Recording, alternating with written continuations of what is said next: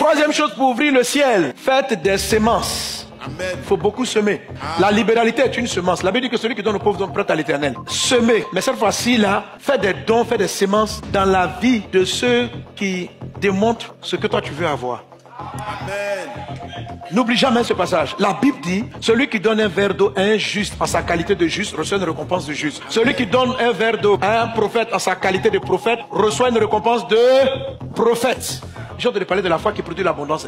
Mais le phénomène est vrai. Par exemple, je vais me marier, je vais aller semer, faire des dons, faire des cadeaux à mes amis qui se marient. Ça t'ouvre le ciel et la pluie du mariage. Amen. Car celui qui donne un verre d'eau à un juste en sa qualité de juste reçoit une récompense de juste. Celui qui donne un verre d'eau à un prophète. Donc la Bible dit que la qualité de la grâce que transporte quelqu'un, si tu sais donner un verre d'eau par rapport à la qualité que transporte une personne, et quiconque donnera seulement un verre d'eau, c'est pourquoi j'appelle verre d'eau, à l'un de ses plus petits parce qu'il est mon disciple, je vous le dis en vérité, il ne perdra point sa récompense. Donc il y a toujours une récompense qualifiée. Comment on provoque le ciel d'une qualification? Quand je dis donner là, souvent c'est juste apporter des services. Si quelqu'un qui a une dimension dans laquelle tu te demandes un service, il faut courir pour faire. Amen. C'est un verre d'eau aussi. Amen. Vous me suivez? Quelquefois tu ne peux pas lui donner l'argent, mais tu peux servir. Que cette sagesse-là soit en toi dans le nom de Jésus. Amen. Donc ça apporte une grâce spécifique dans un domaine donné. Dis avec moi, Saint-Esprit. Saint-Esprit, Apprends-moi apprends-moi à s'aimer, à s'aimer, à donner un verre d'eau à donner un verre d'eau dans la qualité dont j'ai besoin. dans la qualité dont j'ai besoin. Amen. Amen. Savoir semer dans la vie de quelqu'un, celui qui reçoit un prophète. C'est-à-dire, pour donner le verre d'eau, il faut même recevoir. Je suis toujours dans l'esprit du verre d'eau. Il faut recevoir. C'est-à-dire, il faut aimer le fait que Dieu l'ait béni dans ce domaine. Si tu as dans ton cœur le sentiment de jalousie, pourquoi Dieu l'a béni dans le domaine que moi je vise, c'est que tu as la mentalité des pauvres. Des gens qui sont là, qui critiquent d'autres riches plus que eux. Ils ne peuvent pas être riches. Regardez, hein, tous les gens qui vont animer les plateaux de télé en train de critiquer là, ils n'ont jamais ce qu'ils critiquent. Le gars qui critique tous les footballeurs, c'est jamais un bon footballeur. Lui-même là, il connaît tout. Oh, il aurait dû placer. Et puis tu as fait l'erreur pour le mettre entraîneur. Tout le monde a perdu. C'est-à-dire que savoir apprécier la qualité permet de recevoir de la qualité. Et si tu donnes un verre d'eau à un prophète en sa qualité, pas en ses défauts. Les critiques sont des gens qui regardent les défauts des autres. Regarder les défauts des gens t'attire vers ne pas avoir la grâce. Si je veux bâtir une grande église et quelqu'un est en train de faire une grande église et que, au lieu de regarder la grâce que Dieu a mis dans sa vie, je suis là pour regarder qu'est-ce qui ne va pas dans sa communauté, je n'aurai jamais la grande église. Parce que je suis en train de fermer le ciel en ce qui concerne la grande œuvre. Si je suis en train de parler d'un riche, le monsieur est resté dans ses affaires, hein, et puis tu es là, on sait comment il a fait. Tu étais là quand il a fait ce dont tu parles là. C'est un diable et Satan qui est venu le critiquer auprès de toi, qui a dit, ce monsieur-là, voici comment il prospère. Tu n'as aucune preuve. Et maintenant, c'est toi qui colportes. Mais pourquoi tu colportes ça? Parce que ton cœur est mauvais. Et que la réalité, c'est que critiquer et expliquer pourquoi il est riche, c'est comme si ça t'excuse toi d'être pauvre. On aime critiquer pour expliquer pourquoi nous, on n'a pas réussi. Pour dire que, oh, si je voulais faire comme eux. On dit, mais pourquoi? Non. Moi, j'entends souvent quelques pasteurs comme ça. Je trouve qu'ils ne comprennent pas. Hein? Ah, ils ont de grandes églises à cause du type de message qu'ils prêchent. Ce n'est pas vrai. Il y a une grâce. Amen. Si je voulais du monde, j'aurais prêché comme ça. Tu racontes n'importe quoi. Donc tu veux dire que Jésus qui avait 5000, des milliers de gens qui le suivaient, il prêchait n'importe quoi? Toute la foule qui venait derrière Jésus dans le désert là, Jésus prêchait des faussetés. Comment tu peux critiquer l'abondance en étant convaincu que toute abondance est venue par tricherie? Une manière de vouloir dire que si quelqu'un a quelque chose que moi je n'ai pas, c'est parce que moi j'ai été honnête et lui il a été malhonnête. C'est du mensonge. Et tu te laisses séduire. Oh, pourquoi tu ne réussis pas dans ce domaine? Non, parce que lui là, on connaît ses parents, il a ceci, il a cela. Écoute, il y a beaucoup de gens qui ont des parents haut placés, que les parents haut placés n'aident pas. Alors, si lui, ses parents haut placés l'ont aidé, c'est qu'il a eu une grâce.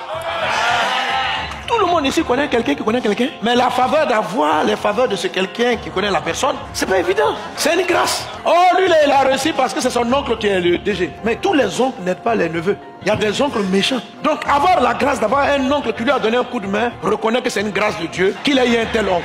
Donc, ne critique pas celui qui reçoit un prophète dans sa qualité de prophète, pas dans ses défauts de prophète. Je te reçois, je sais que tu es prophète, mais je passe mon temps à regarder tes défauts. Qualité, c'est l'opposé de défaut. Les gens qui passent le temps à regarder le défaut du système ne peuvent pas avoir la grâce d'un système. Vous voulez provoquer le ciel, provoquer une qualité particulière, honorer pour la qualité. Les défauts là, laissez ça à ceux qui sont méchants, qui veulent critiquer. Amen. Parce que je crois que Dieu fait tomber la pluie sur les bons comme sur les mauvais. Je pense que le diable, en fait, il ne donne pas la richesse. Pas vraiment. Il n'est pas propriétaire. Oh, Dieu est le propriétaire de la richesse. Ça veut dire quoi? Que Satan, en fait, ne fait que faire des transferts. Il séduit quelqu'un pour mettre ce qui a été donné à quelqu'un d'autre. Donc, si quelqu'un a quelque chose, c'est que le fabricant même de la grâce là, c'est d'abord Dieu. Amen. Satan dit quoi à Jésus? Dans Luc, il lui dit, je te donnerai toute cette puissance et la gloire de ces royaumes, car elle m'a été donnée. Et je la donne à qui je veux. Ça veut dire, je suis devenu propriétaire pour une chose qui n'était pas pour moi. Il dit quoi? La puissance et la gloire de ces royaumes. Donc, la gloire d'un royaume qui est païen, c'est quel pays? Ils sont méchants et puis ils sont riches comme ça. Satan leur a donné. Il dit, je donne à qui je veux. Donc, il regarde un pays, vous voyez le pays, même ils sont des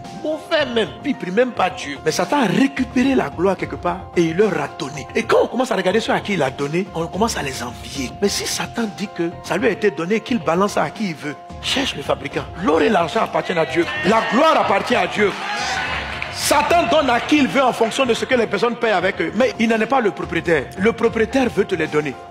Donc, c'est pas parce que c'est passé par sa main que la chose en elle-même est négative. L'argent n'est pas mauvais. La gloire n'est pas mauvaise. Mais elle a transité dans sa main. Ce que je demande, c'est d'honorer la qualité, pas le défaut. Le défaut, c'est parce que c'est passé dans sa main. La qualité, c'est Dieu qui a fabriqué. Donc quand tu vois des gens qui ont une gloire et puis ils sont riches, ils n'ont pas fabriqué la richesse. Ils ont volé quelque part. Spirituellement parlant, il y a une transaction de quelque part. Et si Dieu te positionne là-bas, ça veut dire que Dieu est prêt à t'ouvrir le ciel pour que tu récupères cette chose-là. Que le ciel soit ouvert pour toi. Au nom de Jésus. Donc même si quelqu'un est mauvais et puis par exemple tu viens honorer, tu dis vraiment, je bénis Dieu et j'apprécie, c'est votre organisation. Vous êtes structuré, mais tu sais que c'est un méchant même, satanique sorcier.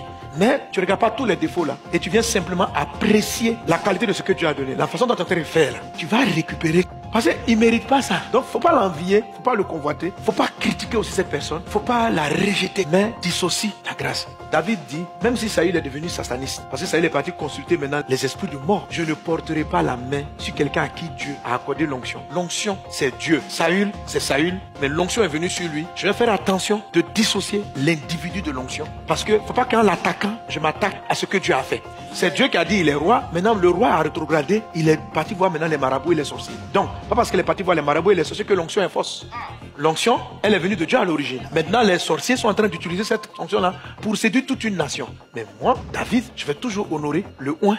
Mais je n'aurai pas forcément l'attitude de Saül. Je reconnais la qualité qu'il a pour devenir roi, qu'elle vient de Dieu. Et je bénis Dieu pour cela.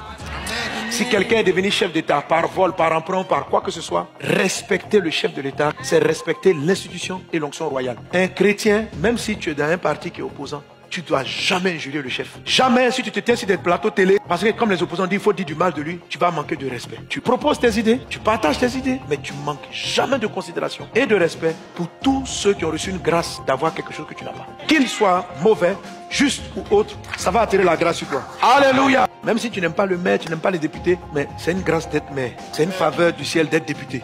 Il ne faut pas le critiquer comme ça. Surtout pour vous qui êtes les fils du royaume. Dès que Satan va voir que vous êtes rentrés, vous êtes devenus comme ces gens qui critiquent n'importe quoi. Il va dire à Dieu, tu vas lui donner ça, il n'est pas digne, il ne faut pas lui donner. Bloque la pluie. Et les démons auront un droit légal de bloquer la pluie de grâce, d'élévation qui arrive sur ta vie. Tu es béni au nom de Jésus. Tu es béni au nom de Jésus.